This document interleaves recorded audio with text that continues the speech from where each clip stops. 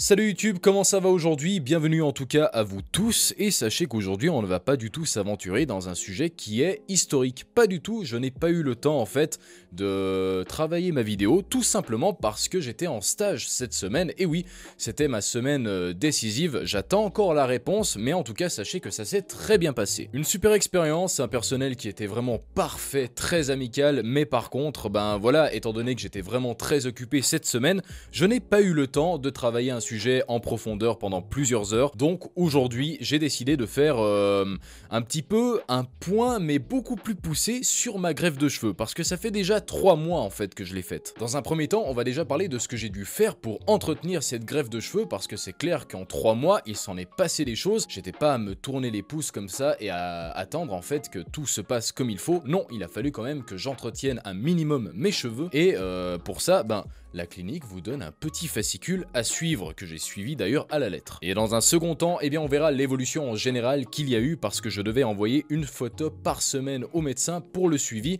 et vous allez voir qu'à travers ces photos, il y a une nette différence. Après une opération comme celle-ci, on va vous donner quand même plusieurs choses, comme par exemple, un fascicule qui va vous expliquer en détail tout ce que vous allez devoir, traverser au cours des mois. Pour le premier lavage, c'est 3 jours après l'opération. Moi, j'ai eu la chance de le faire à la clinique, mais si vous devez absolument rentrer chez vous pour affaires ou simplement parce que vous avez décidé de rentrer chez vous, vous allez devoir utiliser la lotion et le shampoing qui vous seront fournis. Dans un premier temps, donc, on a cette lotion qui sera à mettre sur vos greffons et pas sur le reste de vos cheveux, parce que c'est pas forcément important, c'est pas très utile, on va dire. Là où ça va être utile, c'est pour les croûtes, parce que justement, lorsque vous faites une opération quelconque, vous allez forcément avoir une cicatrisation et donc des croûtes. Ces croûtes, grâce à cette lotion que vous allez appliquer par exemple pendant 1 heure chaque fois que vous voulez vous laver, elles vont disparaître au fur et à mesure, et normalement après 2 semaines, vous devriez avoir tout qui soit disparu. Puis après avoir laissé agir pendant 1 heure cette lotion, vous allez utiliser le shampoing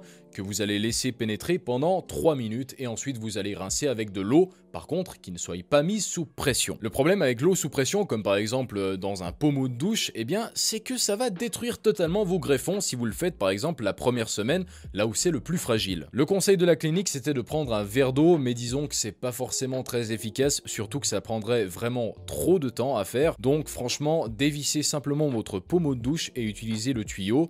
Mettez-le vraiment pas fort et ça ira très bien. C'est très important de suivre ce processus, notamment pour les 2 premières semaines où vos croûtes vont disparaître justement, et pour la suite, disons que c'est des produits qui sont pas forcément très corrosifs, c'est pas des produits qui vont vous attaquer le cuir chevelu, donc se laver les cheveux 1 fois par jour pendant 1 mois, c'est pas forcément grave. Mais après 30 jours, rassurez-vous, vous n'avez pas forcément besoin de vous laver les cheveux tous les jours, vous pouvez même changer de produit, parce que le produit de la clinique, même si j'en avais encore à l'intérieur, disons que je l'ai changé pour un produit comme celui-là. C'est l'équivalent d'un produit de clinique, surtout que ça a un pH neutre, donc disons que ça va pas forcément vous attaquer le cuir chevelu, et vous allez pouvoir vous laver les cheveux par exemple tous les 2 jours ou même tous les 3 jours, et bien évidemment par la suite vous allez pouvoir réduire ces lavages si vous avez les cheveux longs. Dans mon cas, disons que c'est pas encore ça. Pour vous dire, le plus compliqué, ce n'est pas le lavage pendant 1 mois, c'est plutôt d'éviter tous les chocs que vous pouvez avoir sur votre crâne. Dans le cas par exemple où vous frappez votre crâne dans un mur à l'endroit exact où vos greffons se situent, disons que vos greffons vont rester tout simplement dans le mur, et oui. Et ça, c'est surtout dans le premier mois où il faut faire attention. Par la suite, franchement, il n'y a pas forcément de crainte à avoir, même si je vous conseille fortement quand même de faire attention aux chocs. Ah, et pour revenir un petit peu au lavage, disons que le séchage des cheveux, évitez le sèche-cheveux, ça ne se fait pas, ça va tout simplement, disons, abîmer vos greffons, et c'est pas du tout ce que vous voulez. Laissez simplement sécher à l'air libre, ça va très bien. Pour venir maintenant à l'évolution, disons que là où j'ai été le plus époustouflé, c'est après 2 semaines. Donc, je vous le répète, mais après 2 semaines, vos croûtes sont parties, et vous avez vos greffons. Vous les voyez, et vous vous dites, waouh, c'est à ça que je ressemblerai dans 1 an. Si je me fais par exemple la boule à Z. C'était une vision très agréable à voir, et disons que votre confiance va monter directement en flèche, mais par contre préparez-vous, parce que là vous êtes pas prêt en fait. Parce que oui, vous allez rentrer dans la phase de perte de vos cheveux greffés qui va durer du 1er au 3e mois généralement. Donc disons que c'est une phase assez spéciale. Dans mon cas personnellement, ça m'a pas plus choqué que ça.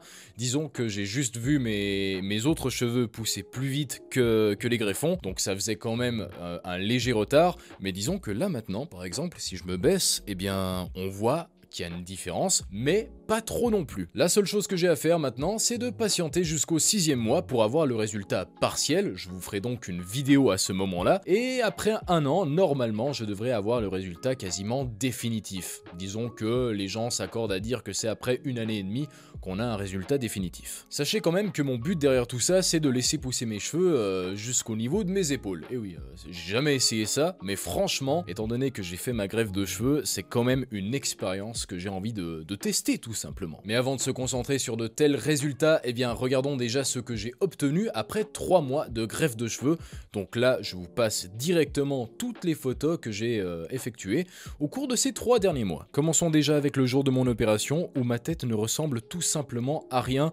Mon crâne est gonflé et tout simplement enflammé, mais disons que c'est un résultat totalement normal. Puis on enchaîne avec des photos qui datent de 2 semaines après l'opération. De ce fait, on observe quand même que mes croûtes ont disparu, mais que mes greffons commencent gentiment à tomber. Le processus est long, mais par contre, il n'est pas forcément désagréable. Cependant, lorsqu'on arrive en janvier, là, la perte des greffons est clairement beaucoup plus visible.